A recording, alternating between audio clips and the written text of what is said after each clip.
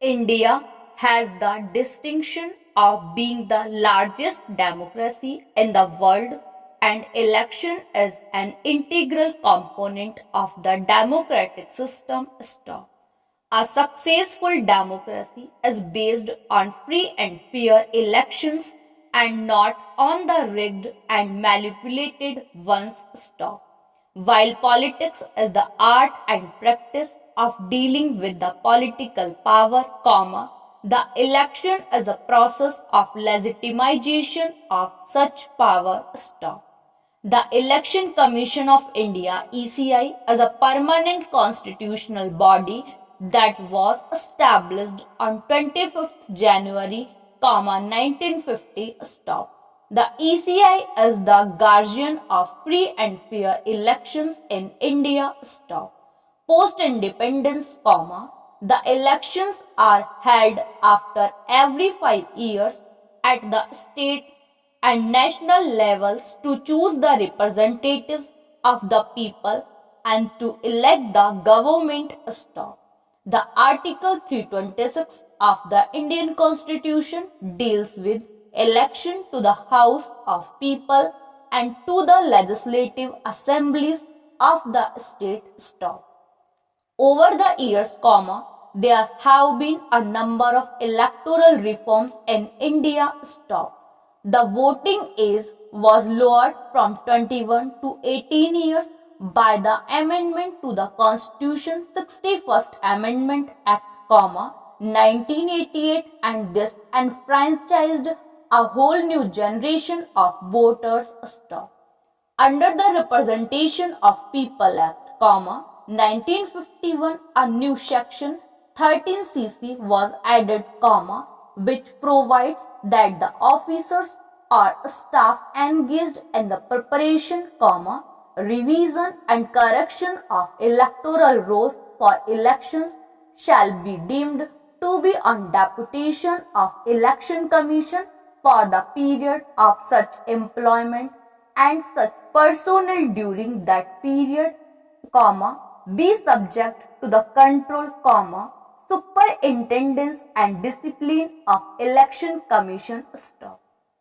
Besides, the number of electors who were required to sign as proposers in nomination papers for elections to the Council of States and Legislative Council have been increased to 10% of the electors of the constituency or 10 such electors, whichever is less, to prevent frivolous candidates.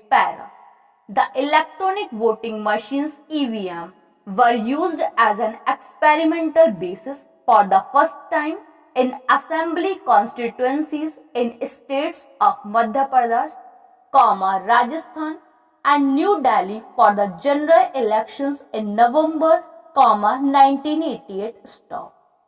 The Election Commission was empowered under Article 324 of the Constitution to use EVM during elections, and it successfully accomplished the vital task of the introduction of photo identity cards for all the voters in the country. Stop. This has been successful in weeding out the bogus and duplicate entries during the elections. Stop. The nota none of the above option was used for the first time in the assembly elections held in 5 states in 2013. Stop. It was introduced in the electronic voting machines after the Honorable Supreme Court delivered the landmark judgment in People's Union for Civil Liberties versus Union of India case. Stop. The option of nota upheld and recognized the rights of the citizens to not cast a vote while maintaining his secrecy during such abstinence. Stop.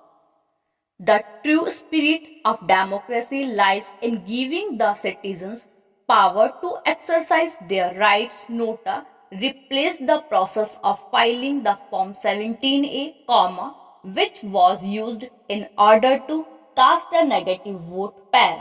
The elections have become synonyms with corruption, communalism, violence and power. The criminalization of politics has led to the misuse of money and power.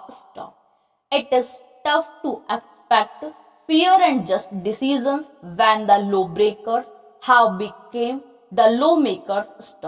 The inclusion of antisocial elements in the legislative assemblies have diluted the essence of democracy and led to a feeble electoral system. Money power has a baneful influence on the elections in the country. In fact, it has undermined our democratic system. The voters are purchased like sellable commodities, and caste and religion have a decisive influence on the ultimate wrong voting behavior and election results. The leaders elected on the religious and caste lines are apt to show favors to the adherents of their caste and religion. It has been seen and often reported that the employees preparing electoral rolls sometimes deliberately ignore certain section of voters by their names and not entering them in the electoral rolls at the insistence of interested parties. On account of emergence of the coalition era, stability of our governments both at the state and country level has gone to the winds. Hence, there are too frequent elections and the voters develop a sort of electoral fatigue. Even the dead and absentee voters could be impersonated with the connivance of their families and some polling officers.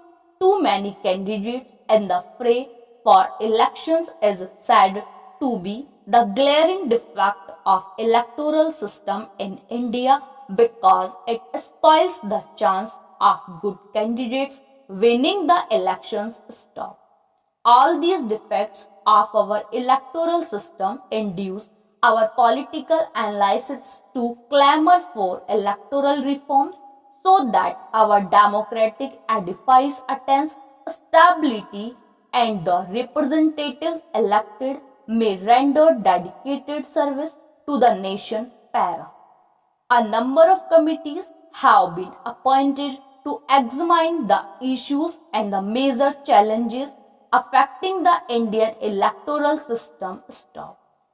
All these committees pointed towards the divergence and irregularities in the election process and then made recommendations for its implementation.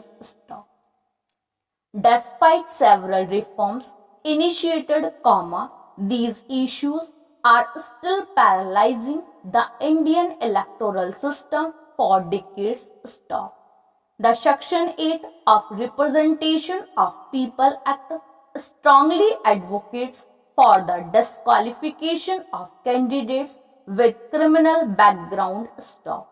But as per the Section 8, a person is disqualified from elections only on conviction by a court of law. The Election Commission has repeatedly proposed the amendment of this law to provide that any person who is accused of a punishable offence by imprisonment for 5 years or more should be disqualified from contesting the elections. The Election Commission strongly advocates for the fact that this will play an important role in cleaning up the Indian political system. In July, 2013, the Honorable Supreme Court gave a ruling that the MPs and MLAs who were convicted of serious crimes be barred from contesting elections.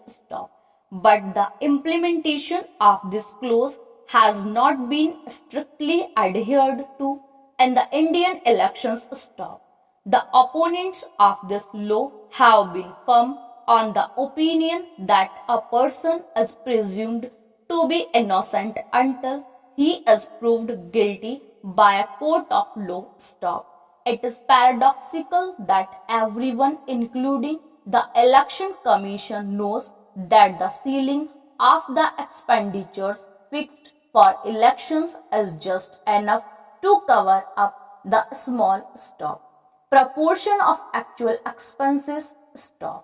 There are no means by which the Election Commission could check the expenditure done by the candidates and political parties during the elections.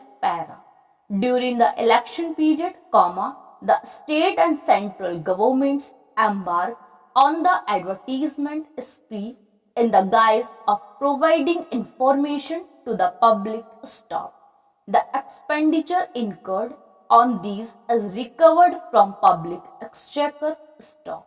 This gives the government, which is in power, an edge over the others.